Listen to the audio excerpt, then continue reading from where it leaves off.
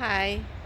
സന്തോഷം നിറഞ്ഞ ഈ നല്ല ഭൂമിയിൽ നമുക്ക് താമസിക്കുവാനായിട്ട് ദൈവം നമുക്ക് ആരോഗ്യം ആയുസ്സും തന്നതിനെ ഓർത്തുകൊണ്ട് നമുക്ക് നന്ദി പറഞ്ഞുകൊണ്ട് ദൈവത്തിന് നന്ദി പറഞ്ഞുകൊണ്ട് ഇന്നത്തെ ദിവസം നമുക്ക് ആരംഭിക്കാം. അപ്പോൾ ഇന്നത്തെ ദിവസത്തിൽ എൻ്റെ മനസ്സിലൂടെ ഓടി വന്ന വചനം യോശുവ 1:5 ആണ്. വചനം ഇപ്രകാരം പറയുന്നു: നിന്റെ ആയുഷ്കാലത്തിൽ ഒരിക്കലും ആർക്കും നിന്നെ തോൽപ്പിക്കാൻ സാധിക്കുകയില്ല. ദൈവമായ കർത്താവ് മോശയോടുകൂടെ എന്ന പോലെ നിന്നോടുകൂടെ ഉണ്ടായിരിക്കും.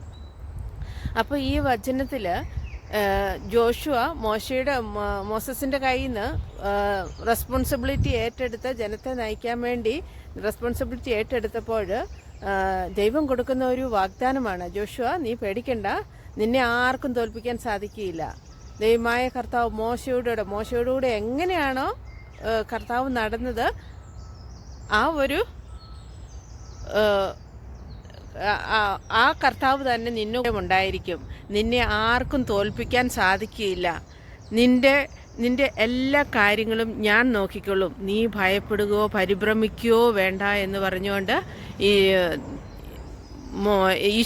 ദൈവം ജോഷുവയെ വചനമാണ് നമ്മൾ ഈ കേട്ടത്. നിന്റെ ആയുഷ്കാലത്തിൽ ഒരിക്കലും ആർക്കും നിന്നെ തോൽപ്പിക്കാൻ സാധിക്കില്ല. ദൈവമായ കർത്താവ് മോശയോടുകൂടെ എന്ന പോലെ നിന്നോടുകൂടെ ഉണ്ടായിരിക്കും. ഈ വചനം ജോഷുവയോട് മാത്രമല്ല ദൈവം പറയുന്നത്, ഈ വചനം നമ്മളോടും കൂടിയാണ് പറയുന്നത്. അപ്പം നമ്മുടെ അധരങ്ങളിൽ ഈ വചനം എപ്പോഴും ഉണ്ടാവുകയാണെങ്കിൽ നമുക്ക് പല കാര്യങ്ങളിലും നമുക്കും വിജയിക്കാൻ തോന്നത്തില്ല. ദൈവമേ, നീ കൂടെയുണ്ടോ എന്നുള്ളൊരു വിശ്വാസം നമുക്ക് കുറവ് വരുമ്പോൾ നമുക്ക് ഈ വചനത്തെ നമുക്കങ്ങ് മുറുകെ പിടിക്കണം. നമുക്ക് ദൈവത്തെ അങ്ങ് സ്നേഹിക്കണം, ഈശോയെ അങ്ങ് സ്നേഹിക്കണം. ഈശോയെ, നീ കൂടെയുണ്ട് എന്ന് പറഞ്ഞുകൊണ്ട് ഈശോയോട് പറയണം. ജോഷുവയോട് പറഞ്ഞ വചനം ഞാനും ആവർത്തിക്കുന്നു: ദൈവമേ, നീ ഞങ്ങളുടെ കൂടെയുണ്ട്, നീ എൻ്റെ കൂടെയുണ്ട്. നിൻ്റെ ആയുഷ്കാലത്തിലൊരിക്കലും ആർക്കും നിന്നെ തോൽപ്പിക്കാൻ സാധിക്കില്ല.